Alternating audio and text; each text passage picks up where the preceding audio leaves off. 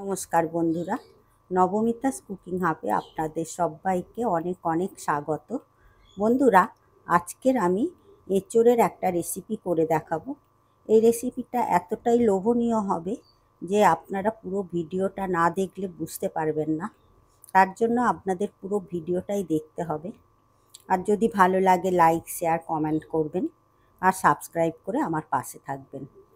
চলুন দেখে নেওয়া যাক আজকের রেসিপি। সবার প্রথমে আমি এই এঁচোড়টা কেটে নেব।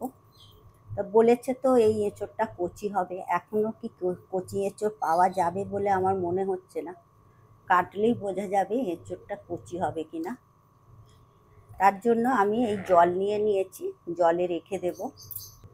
আর এই জলের মধ্যে দিয়ে দেব লবণ আর দিয়ে দেব হলুদ গুঁড়ো, আর হাতে একটু সর্ষের তেল মেখে নেব যাতে আটাটা না হাতে লাগে।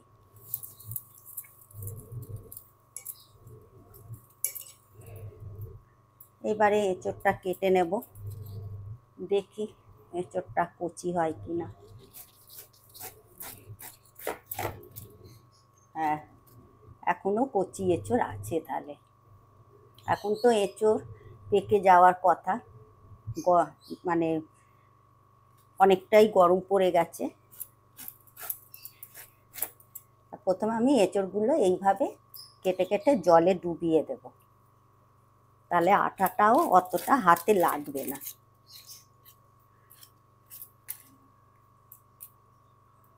এখন তো এঁচোড় পেকে যাওয়ার কথা, কাঁঠাল পাবে এখন তো কাঁঠালের সময় এসে গেছে। তা যাই হোক, এখন আমি একটা কচি এঁচোড় পেয়ে গেছি। এবারে আমি এঁচোড়গুলো কেটে নেব, খোসা ছাড়িয়ে নেব।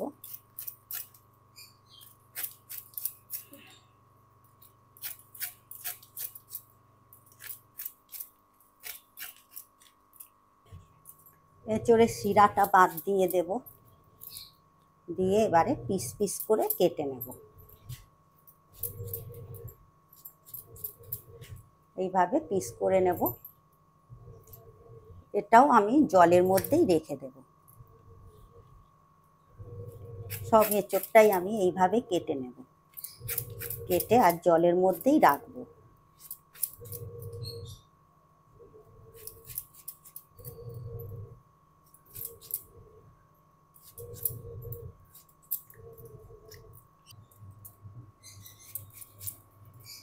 এঁচোড়টা কেটে নেওয়া হয়ে গেছে। এরপর আমি দুটো আলু নিয়ে নিয়েছি, আলুটাও কেটে নেব।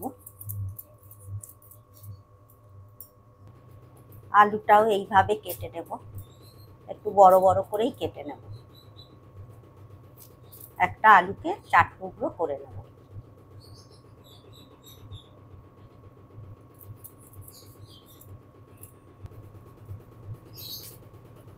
এঁচোড় আর আলুটা কেটে নেওয়া হয়ে গেছে। এবারে আলু আর এঁচোড়টা আর একবার ভালো করে ধুয়ে নেব। এঁচোড় আর আলুটা ভালো করে ধুয়ে নেওয়ার গ্যাসে কড়া বসিয়ে দিয়েছি। এই কড়ার মধ্যে দিয়ে দেব জল, এই জলের মধ্যে দিয়ে দেব লবণ আর দিয়ে দেব হলুদ গুঁড়ো।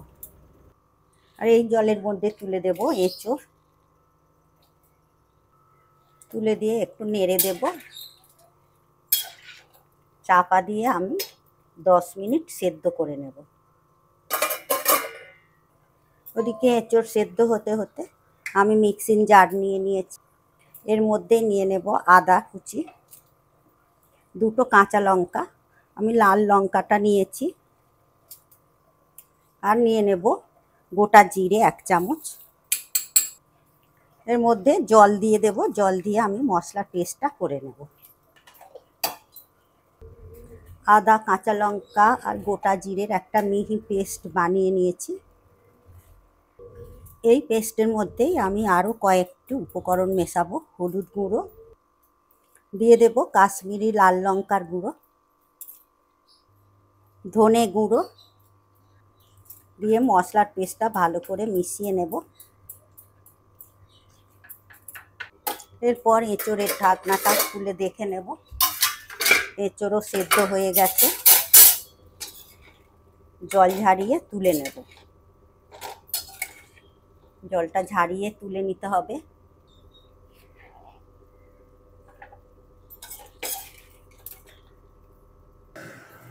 এরপর কড়ার মধ্যে দিয়ে দেব সর্ষের তেল। তেলও এদিকে গরম হয়ে গেছে। এই তেলের মধ্যে আলুগুলো ভেজে নেব।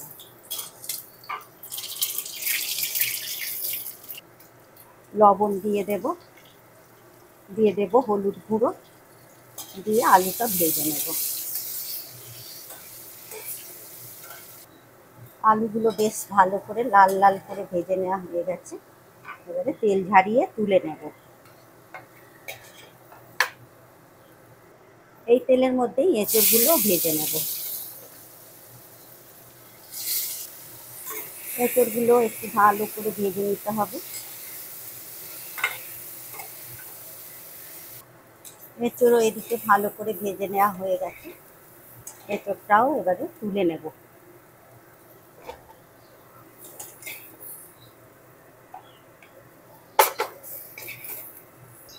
এঁচোড়টাও কড়া থেকে নামিয়ে নেওয়ার পর এই কড়ার মধ্যে দিয়ে দেব সর্ষের তেল। এই তেলের মধ্যে ফোড়নে দেব একটা গোটা বড় এলাচ,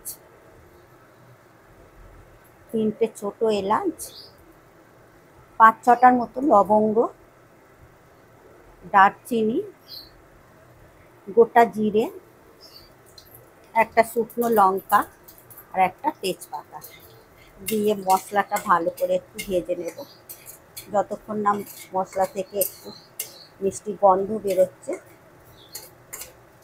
এরপর আমি দিয়ে দেব এর মধ্যে চিনি। চিনিটা দিলে কি হবে, তরকারির কালারটা খুব সুন্দর আসবে। এইভাবে যদি চিনিটা প্রথমেই দিয়ে দেওয়া যায়। এরপর দিয়ে দেব আগে থেকে পেস্ট করে রাখা মশলাটা, দিয়ে একটু নেড়ে দেব। নেড়ে দেওয়ার পর এর মধ্যে মশলার বাটিটা ধুয়ে একটু জল দিয়ে দেব। দিয়ে আবারও ভালো করে মশলাটা কষে নেব। 2-3 মিনিট ধরে মশলাটা কষে নিতে হবে। এই পর্যায়ে দিয়ে দেব স্বাদ অনুযায়ী লবণ। লবণ দিয়ে আবার ভালো করে মশলাটা কষে নেব। 3-4 মিনিট ধরে মশলাটা কষে নিতে হবে। যতক্ষণ না মশলা থেকে তেল ছাড়ছে ততক্ষণ মশলাটা ভেজে যেতে হবে। তাতে মশলার কাঁচা গন্ধটাও যাবে আর তরকারিটা খেতেও ভালো লাগবে। মশলা যত ভালো করে কষবেন ততটাই তরকারির টেস্টটাও ভালো হবে। এর মধ্যে দিয়ে দেব আগে থেকে পেস্ট করে রাখা টমেটো। এটা দিতে ভুলে গেছিলাম। দিয়ে আবারও একটু ভালো করে কষে নেব। প্রায় 3-4 মিনিট ধরে কষে নেওয়ার পর এর মধ্যে দিয়ে দেব আগে থেকে নিয়ে পেস্ট করে রাখা, ফেটিয়ে রেখেছি 2 চামচ টক দই।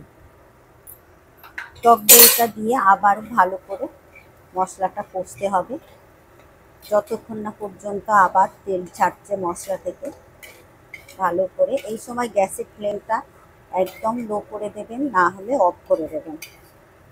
এইভাবে মশলাটা আবার কষে নেব। মশলাটাও বেশ ভালো করে কষানো হয়ে গেছে। এবারে আমি এর মধ্যে ভেজে রাখা এঁচোড় আর আলুটা তুলে দেব। দিয়ে আবার মশলার সাথে এঁচোড় আলুটা ভালো করে কষে নেব। মশলার সাথে এঁচোড় আর আলুটা ভালো করে কষে নেওয়া হয়ে গেছে। এবারে আমি এর মধ্যে দিয়ে দেব আমার আগে থেকে করে রাখা গরম জল। গরম জলে রান্নাটা করলে বেশি ভালো হবে। যে কোনো রান্নায় একটু গরম জল দিয়ে করলে তরকারির টেস্টটা আরও ভালো হয়। দিয়ে ভালো করে তরকারিটা মিশিয়ে দেব এই গরম জলের সাথে।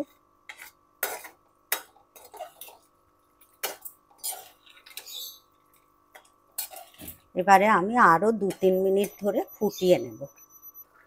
তরকারিটা ফুটে যাওয়ার পর একবার নেড়ে দেব।